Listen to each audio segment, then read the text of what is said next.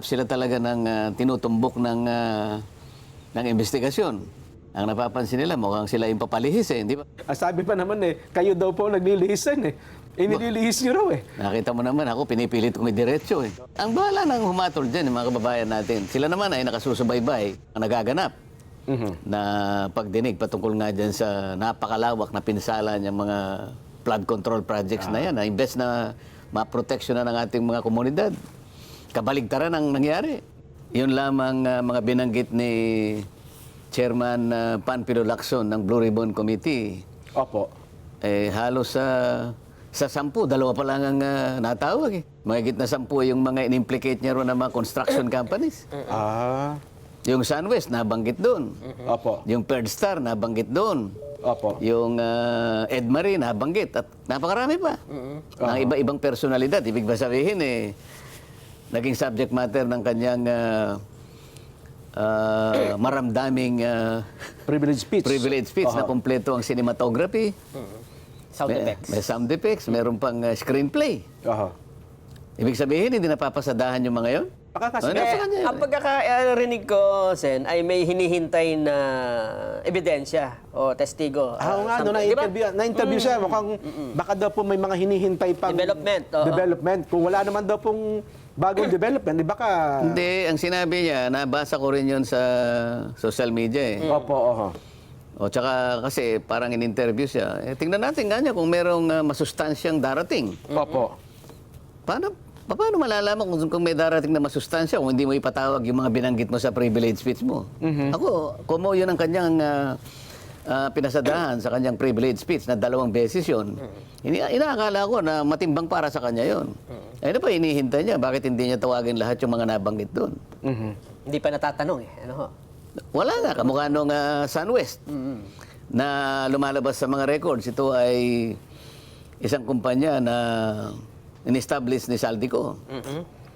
Sa napakaraming pagkakataong nabanggit ang pangalan ni Saldico, yung kanyang kumpanyang itinatag ay hindi man lang tatawagin. Baka magtaka yung mga kababayan natin, bakit ganun? Paano? Nung itong huling hearing, merong lumabas na isang napakatibay na, yung ating witness, di ba? Si retired ano ba yung major. pinakahuli? Yung kay... Yung pinakahuli. Retired major, Master Sergeant Orly Gutesa. Oo, hindi ba? Opo. Wala naman silang itinanong eh. Nung makita nila siguro na, teka muna, credible ito Marami po kasi na-shock, nabigla ata doon sa statement niya. Oo, ang dami nila ron. Ba't hindi sila magtanong? Nakahanda naman sumagot yung witness. Hindi, ang problema daw ko kasi ata, peke daw yung notaryo. Bakit? Yung notaryo ba? Ayaw nilang tanungin. Ang issue ba doon yung notaryo o yung isiniwalat niya? Yung kanyang sinumpaang salaysay. Di ba doon nakapako lahat ang pinag-uusapan? Mali ba yung mga sinabi niya? Di ba maliwanag kung napakaliwanag ang pagkakasabi niya? Siya lamang ang tanging witness na talagang nag-connect mula kay Saldico hanggang kay Speaker Martin Romualdez. Paano nalilihis yun? Di ba dumiretso ron? Bakit hindi pa natatapos ang hearing? Kalagitnaan pa lang, umalis na siya. Iniwan doon yung vice chair niya, si Senator Erwin Tulfo. Ibig sabihin, hindi siya interesado na magtanong. Ganun ang implikasyon. Di ba? Anong nangyari na doon sa abogado na si Attorney Pechi Espera? Kasi, Sen, after niyang sabihin na hindi siya yung nagnotaryo, ang daming lumabas na hindi mo ba pirma to? Paano yung mga ninontaryo mo sabi? Meron yung sa Tiasa. Liga ng mga barangay. Liga ng mga barangay. Marami pang iba. May nakita pa ako na gano'n din yung notarial details. Iba pa rin ang pirma. Ibang pirma pa rin. Sa Makatwid, ako, tansya ko rito, marami siyang lugar na ginamit na kung saan ay meron siyang mga staff na nagnotaryo. Iba-ibang pirma. Ibig sabihin, bukod doon sa na-picture niya, mayroon siyang iba pang notary. Meron, ibang pirma pa rin eh. Pero kung titingnan mo yung notarial deal, kasi yung i-stamp mo ng ganyan, parehong-pareho eh. Pero iba naman ang pirma. Kaya pwedeng isa o 2 lugar ang kinasangkapan niya para meron siyang tao doon, ikaw, magnotaryo ka rito, ikaw naman, dito ka pumwesto. Ganito ang gagawin ninyo. Pareho silang merong notarial register. Halimbawa, yung hawak nung isa, Book 8. Yung nagnotaryo kay Gutesa, Book Book 8 eh, pero yung isa siguro Book 7. Kasi maring may Book 5. Iba-ibang lugar eh. Yun ang suspecha ko dyan. Ganun pala. Ngayon, kung mo pareho yung tinatatak niya, Opo. at sigurado yung staff naman niya ron, nagkakasundo sila, sige, pirmahan mo yan. Kung alanganin ka, text mo sa akin, i-Viber mo, akong bahala sa'yo, sige. O pag nakita ko, sige, inotaryo mo yan, pipirma ngayon. Oho. Pinapayagan mo, halimbawa, na pumirma para sa'yo yung staff mo, pagkatapos tatalikuran mo. Kahit ano pong sabihin niya, mali yun eh. Opo. Una, hindi niya dapat pinapapirma yung sekretary niya o sino man yung staff na naroon. Dapat siya yung nakapirma. Siya mismo. Personal. Opo. Dahil ang requirement ng batas, dapat yung nagpapanotaryo nakaharap sa'yo. Physically. Oo. Physically. Yun ang requirement ng batas. Oho. O, di ibig nakalagay doon sa isang lugar na kanyang pinapanotaryo, doon sa Villaruel Street, sa Pasay City. Notary Public, sabi niya. 24/7. Ay, Pasay pa pala yun. Pasay, yung opisina niya, Ermita eh. Kasi merong ermita. Opo. Yun ang kanyang opisina raw, kung saan man yun. Oh. Pero meron siyang panotaryuhan doon sa Villaruel Street. Sa Pasay. Oh. Oh, doon pumunta si Gutese. Pasay pa. Bilyar. Alam ko, taga Pasay po ako eh. Oo. Kasi para mapaniwala ako nagpunta sa notaryo, kunan mo ka ako ng litrato. Oho. Alam mo, yun naman notaryo, para sa akin lang kapakanan yun eh. Yes. Dahil sabi ko, hindi kita kilala, pinabasa mo sa akin yung statement mo, yung salaysay mo, ay mabigat. Sabi ko, ikaw ba nakahandang tindigan ito? Kasi kung ikaw ay nakahanda at alam mong ito'y totoo lahat, at sinasabi mo rito ay para sa kapakanan ng ating bansa at sa kinabukasan ng ibang saling lahi na darating pa. Opo. Ganun yung forma nung kanya salaysay. Aha. O sige, kako, panotaryo mo yan. Para lang sa kapakanan ko, pansarili kong satisfaction. Baka kako nagbubulaan lang ito, di ba? Opo. May panahon pa naman, panutaryo mo. Pagkatapos, kung talagang malakas ang loob mo, bukas ng umaga, bago alas 9, pumunta ka sa Senate. Senado. Aha. O, tinanong ko pa, may kasama ka ba? Wala po, ako lang. May sasakyan ka? Opo, ano sasakyan mo? Motor po. Nakamotor po ako. Oho. Alam mong puntahan ng Senate, alam ko po. O sige kako, kung ikaw ay talagang matatag at talagang gusto mong tumistigo, dumating ka bago mag alas 9. Aha. Ipipresent kita. O umalis na ako kasi may session kami. Opo. So ako, nananatili akong umaasa kung darating, dumating. Opo. Kung hindi darating, hindi dumating. Di ba? Hindi nyo 100% na... Wala, siyempre, tinetesting ko rin ang kanyang lakas ng loob dahil yung kanyang testimony, mabigat eh. Oh, edi dumating.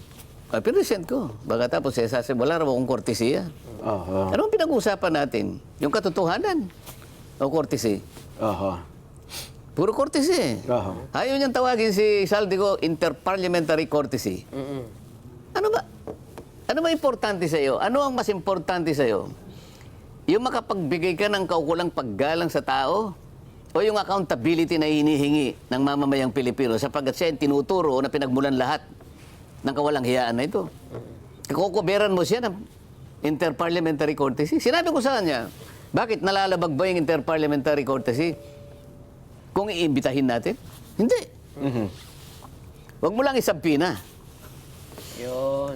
Imbitahan mo. Oo. Ito noong hindi pa siya nagre-resign as congressman. Nang hindi pa siya nagre-resign. Lahat na lang ng pang-cover ginagawa niya eh. Oo. Para lang i-discredit yung testimony ni Gutesa. O, peke yung notaryo. Yung notaryo, hindi issue yun.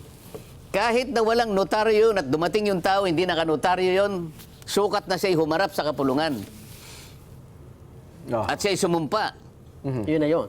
At siya'y pinagtatanong ng kapulungan. Opo. Ano hahanapin mo pa ron? So ito na nga mga kababayan, mainit pa rin na pinag-uusapan nga itong hearing dito po sa Senate Blue Ribbon Committee sa pangunguna po ni Senator Ping Lacson. At dito nga po mga kababayan, nagtataka rin po ako hanggang ngayon ay hindi po nila pinatawag itong SunWest Corporation at maging itong si Saldico mga kababayan, na kung saan nung una sinabi ni Senator Ping Lacson hindi na po niya imbitahan dahil sa interparliamentary courtesy kasi kapwa mambabatas niya doon sa lower house. At nag-resign na nga po mga kababayan itong si Saldico At tingnan natin kung talaga bang imbitahan ni Ping Lacson, no? Kasi hindi na po congressman, wala na pong rason na sabihin niya na interparliamentary courtesy ito kasi hindi na po siya senador o hindi na po siya congressman, mga kababayan, no? At maging itong kanyang company, itong kanyang construction company na SunWest, mga kababayan, ay wala rin po tayong balita na kung tinatawag or pinatawag na ba niya, mga kababayan, no? At sa November 8 daw, mga kababayan, meron na pong hearing na naman, mga kababayan, itong Senate Blue Ribbon Committee. Pagkakalam ko para ikapito na hearing po ito, mga kababayan, dito po sa mga maanumalyang flood control, no? At abangan natin yan, mga kababayan, no? Kung ipatawag muli itong si Master Sergeant Orly Guteza na kung saan talaga namang niyanig po ang buong Pilipinas nung kanyang sinabi nung yung unang pagdalo niya doon sa Senate Blue Ribbon Committee na diretsahan niya na pong idinawit nga, mga kababayan, itong Saldico at si Martin Romualdez na sila mismo naghatid ng limpak-limpak na pera na kalagay po sa maleta doon sa kanilang bahay, doon sa Valle Verde, no? Sa bahay ni Saldico at doon sa Forbes Park sa kay Martin Romualdez naman, mga kababayan. At itong si Ping Lacson naman, Senator Ping Lacson, ay kini-question yung legality, no, ng notaryo, mga kababayan, ni Master Sergeant Orly Guteza, no, na peke daw at yung mismong abogada na nagnotaryo ay nagsalita na hindi daw po siya pumirma o hindi niya kapirma yung mga kababayan yung notaryo. At bagay naman na pinalagan po ni Senator Marcoleta at hindi na daw po mahalaga yung notaryo, mga kababayan, no, kasi nagsalita naman po itong si Master Sergeant Orly Guteza under oath doon sa Senate at valid na rin daw po yun. At binabalikan na rin niya po, no, or binabalikan niya po itong abogada na nag-deny, mga kababayan, at gate pa ni Senator Marcoleta ay ipapadisbar niya ito, mga kababayan, kung talagang igiit niya or itanggi talaga na hindi sa kanya yung notaryo, mga kababayan, hindi galing sa kanyang opisina yung notaryo. At ganyan naman daw po, mga kababayan, yan, no? Marami pong nagsalita na ganyan po yung ginagawa ng ibang mga notary offices na yung abogado ay wala doon, yung mga sekretary lang yung nandoon at sila na rin po yung pupirma. At yun naman po ay bawal pala sa batas, mga kababayan, na kailangan talaga yung abogado mismo ang pipirma, hindi yung mga sekretaryo or sekretaris lang nila, mga kababayan. Tingnan natin kung talaga bang palalakihin pa nila itong issue na ito sa notaryo, no? Dahil si Senator Marcoleta ay pumunta na rin po doon sa RTC sa Manila at naghahanap na rin po siya ng mga papel, mga kababayan, na itong mga notaryo ni itong abogada, mga kababayan, na nagnotaryo dito kay Sergeant or Master Sergeant Orly Guteza, mga kababayan, at pinagkukumpara nga po niya ito, mga kababayan, at tingnan natin kung ano pang mangyari sa susunod na mga araw dito, mga kababayan. At para po sa aking personal na opinion, mga kababayan, ay sana itong si Senator Lacson ay ipatawag na itong si Saldico at yung kanyang company, mga kababayan, maging itong si Martin Romualdez, no, sana ipatawag niya, mga kababayan, dyan po sa kanilang hearing, kahit na po congressman pa, hindi pa naman nag-resign si Martin Romualdez, no, bilang congressman.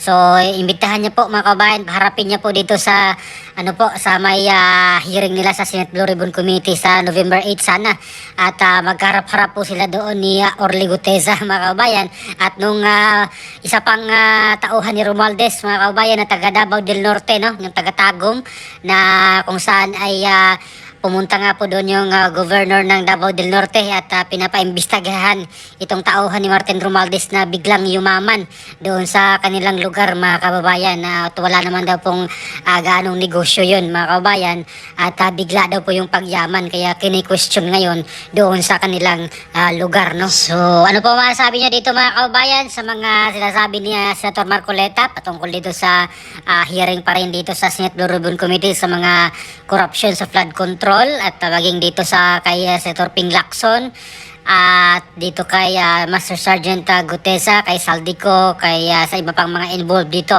sa mga anomalyang flood control, mga kababayan. So please comment down below. Maraming salamat. God bless po sa ating lahat.